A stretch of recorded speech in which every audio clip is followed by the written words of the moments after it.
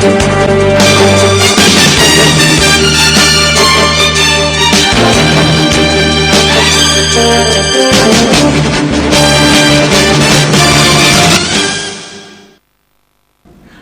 मी ललित. Time TV महाराष्ट्राच्या bulletin मध्ये आपलं स्वागत. सुरुवात करूया आजच्या काही ठळक घडामोडींनी. गारपीटग्रस्तांसाठी आज तात्काळ पॅकेज जाहीर होणार. मुख्यमंत्र्यांचं गारपीटग्रस्तांना आश्वासन. मुंबईला भुयारी रिंग रोडने जोडण्याचा केंद्र सरकारचा विचार. केंद्रीय मंत्री नितीन गडकरी यांची माहिती. कुणाचेही पूज्यपिताश्री मुंबईला महाराष्ट्रापासून वेगळं करू शकणार नाही, या शब्दात मुख्यमंत्र्यांनी आवळली विरोधकांची मुसके.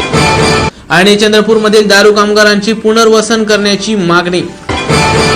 आता वळूया सविस्तर वृत्ताकडे. सुरुवातीला पाहिलं राजकीय बातमी. विधानसभेनंतर मुंबई महाराष्ट्रापासून वेगळी होणार, या चर्चेला चांगलं उधाण आलं होतं.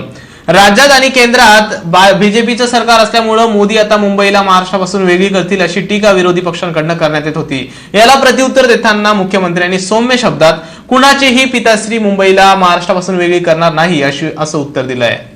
त्यामुळे असे आरोप करणाऱ्यांना आज मुख्यमंत्र्यांनी चोख प्रत्युत्तर दिलंय. आज विधानसभेत माहिती देताना मुख्यमंत्र्यांनी शिवस्मारक, डॉक्टर बाबासाहेबांचं स्मारक, मुंबई विकास अशा अनेक विषयांबाबत माहिती दिली.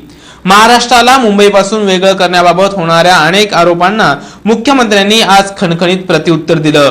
कोणाचेच पूज्यपिताश्री मुंबईला महाराष्ट्रापासून वेगळं करू शकत नाही असं सौम्यतेनं पण जोरदार स्पष्टीकरण देत मुख्यमंत्र्यांनी विरोधकांसह आपला सहकारी पक्ष शिवसेनेचेही कान टोचले.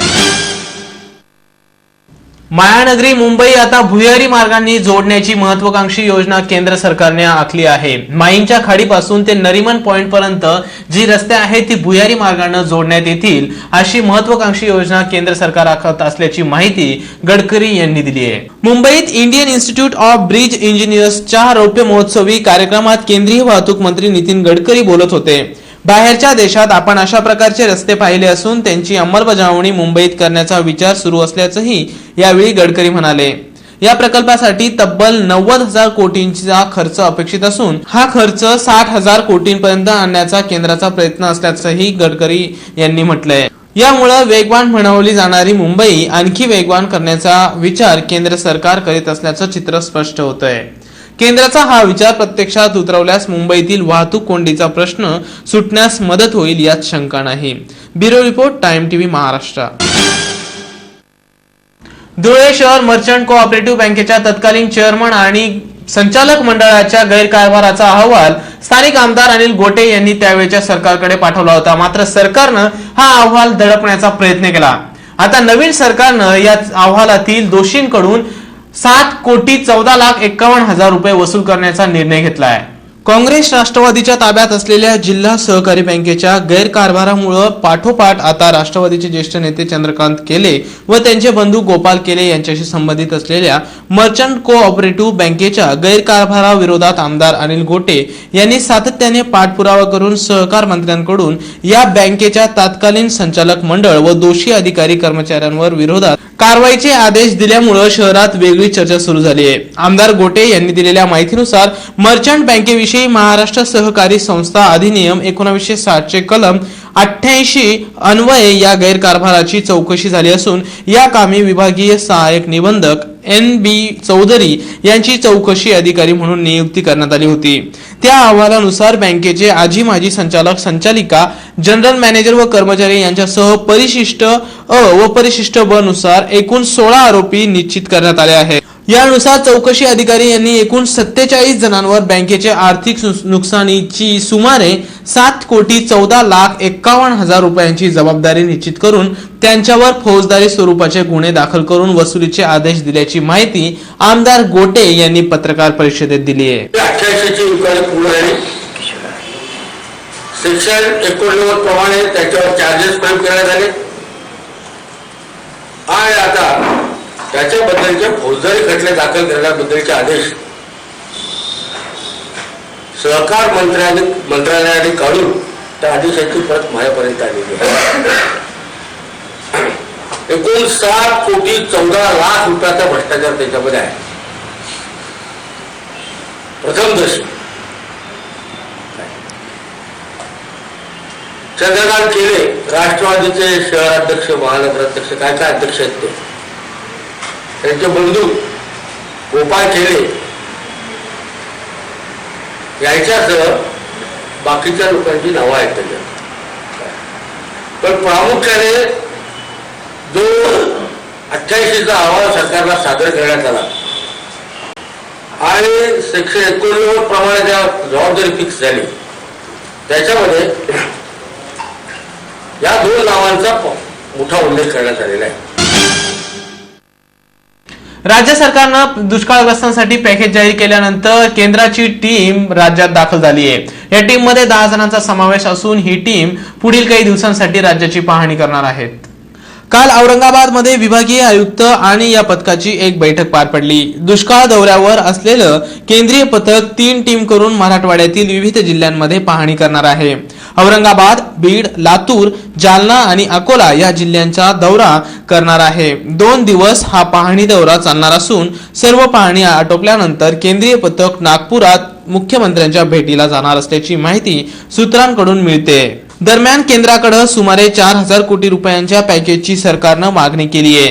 टीमच्या अहवालानंतर केंद्राची मदत जाहीर होईल. त्यामुळे राज्य सरकारनं जाहीर केलेल्या पॅकेज व्यतिरिक्त ही रक्कम असेल का हे अद्याप स्पष्ट झालेलं नाही. गेल्या कित्येक दिवसापासून पुणे शहराला भेडसावणारी कचऱ्याची समस्या आता पुन्हा एकदा डोकं वर काढते. त्यावर उपाय म्हणून महापालिकेनं वाघोली येथील 2 एकर जागा 30 वर्षाच्या करारानुसार मिळावी अशी मागणी जिल्हाधिकाऱ्यांकडे केली आहे. वाघोलीतील खाण व्यवसाय कमी झाल्यामुळे व ती जागा सरकारी असल्यामुळे कचरा डेपोला द्यावी अशी मागणी वर्षभरापूर्वीच महापालिकेने केली होती. तसेच तुळापूर येथील जागेसाठी सुद्धा मागणी केली होती, परंतु येथील ग्रामस्थांनी तीव्र विरोध दर्शवल्यामुळे हा विषय लांबणीवर पडला होता. मात्र पुन्हा 1 वर्षांनी या विषयानं डोकं वर काढल्यामुळे वाघोलीकरांची डोकेदुखी झाली आहे. नाम मात्र वार्षिक 1 रुपये भाडे तत्वावर 30 वर्षासाठी द्यावी अशी मागणी महापालिकेच्या भूसंपादन व व्यवस्थापन विभागानं जिल्हाधिकाऱ्यांकडे एका पत्राद्वारे केली आहे. ज्या जागेची मागणी केली आहे ती भावडी रस्त्यावर असून ही खाण जवळपास 100 फूट खोल आहे. त्याच्या आजूबाजूस खासगी खाणी आहेत. या खाणीकडे जाण्यासाठी रस्ता हा वाघोलीकरांचे श्रद्धास्थान असलेले वाघेश्वर मंदिर येथून आहे. यामुळे जागा देण्यासाठी ग्रामस्थांचा तीव्र विरोध आहे. याच बाबत ग्रामपंचायत दिनांक 12 डिसेंबर रोजी विशेष ग्रामसभेचं आयोजन केलं होतं. या ग्रामसभेमध्ये ग्रामस्थांनी आणि ग्रामपंचायतीने महापालिकेला जागा देण्यास वारंवार नकार देऊनही महापालिका दबाव तंत्राचा वापर करत असेल तर आम्हाला उपोषण आणि रास्ता रोकोचा मार्ग अवलंबावा लागेल असंही ग्रामस्थांनी यावेळी म्हटलंय. 2 दिवसापूर्वी उत्तर महाराष्ट्राला गारपिटीनं झोडपलंय. त्या ठिकाणचा शेतकरी हताश झालाय. काल मुख्यमंत्र्यांनी या भागाची पाहणी केली आणि तत्काळ पॅकेज जाहीर करण्यात येईल असं आश्वासन देखील दिलंय. विधानसभेच्या अधिवेशनामध्ये या पॅकेजची आज घोषणा होणार होती. काल दिंडोरीमध्ये दाखल झाल्यानंतर मुख्यमंत्र्यांनी उद्ध्वस्त द्राक्ष बागाची पाहणी केली होती. यावेळी द्राक्ष उत्पादकांनी द्राक्ष रस्त्यावर फेकत निषेधही व्यक्त केला.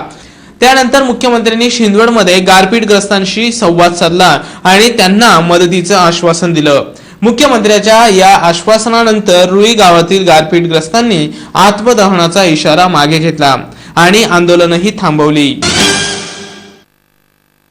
विदर्भ कामगार संघटना चंद्रपूर या संघटनेमार्फत आज नागपूर येथील विधान भवनावर भव्य मोर्चा काढण्यात आला. आपल्या विविध मागण्या पूर्ण करण्यासाठी हा मोर्चा विधान भवनावर काढण्यात आला होता. चंद्रपूर जिल्ह्यात मोठ्या प्रमाणावर दारू तयार करण्याचे कारखाने आहेत. सरकारनं हे कारखाने बंद करण्याचा निर्णय घेतला असून आता ही कारखाने बंद होणार असल्यानं येथील कामगारांच्या भविष्याचा प्रश्न निर्माण झाला आहे.